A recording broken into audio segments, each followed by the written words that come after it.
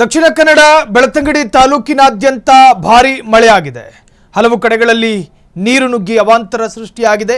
ಮುಂಡಾಜೆ ಧರ್ಮಸ್ಥಳ ರಸ್ತೆಯಲ್ಲಿ ಗುಡ್ಡ ಕುಸಿತದಿಂದ ರಸ್ತೆ ಸಂಪರ್ಕವು ಬಂದ್ ಆಗಿದೆ. ಧರ್ಮಸ್ಥಳ ಮಣ್ಣಸಂಕ ರಸ್ತೆ ಜಲಾವೃತಗೊಂಡಿದೆ. ರಸ್ತೆ ಮುಳುಗಡೆಯಿಂದ ಟ್ರಾಫಿಕ್ ಜಾಮ್ ಕೂಡ ಉಂಟಾಗಿದೆ. ಕೃಷಿ ಜಮೀನಿಗೆ ನುಗ್ಗಿದಂತಹ ಕೃತಕ ನೆರೆ, ಸಮೀಪದ ಅಡಿಕೆ ತೋಟ ಸಂಪೂರ್ಣವಾಗಿ ಮುಳುಗಡೆಯಾಗಿದೆ. ನಾವು ಈ ಕರಾವಳಿ ಭಾಗದ ಮಳೆ ವಿಚಾರ ಮಾತನಾಡಬೇಕಾದ್ರೆ ಕರಾವಳಿ ಭಾಗದಲ್ಲಿ ಒಂದು ವನ್ಯದಿಂದ ಕೂಡಿರತಕ್ಕಂತಹದ್ದು, ದಟ್ಟಾರಣ್ಯ ಇರತಕ್ಕಂತಹ ಶಿರಾಡಿ ಘಾಟ್ ಸೆಕ್ಷನ್ನು, ಸೊ ಅತ್ಯಂತ ದಟ್ಟ ಅರಣ್ಯ ಇರತಕ್ಕಂತಹ ಪ್ರದೇಶ ಆಗಿರೋದ್ರಿಂದ ಕರಾವಳಿ ಭಾಗದಲ್ಲಿ ವಿಪರೀತ ಮಳೆ ಆಗ್ತವೆ.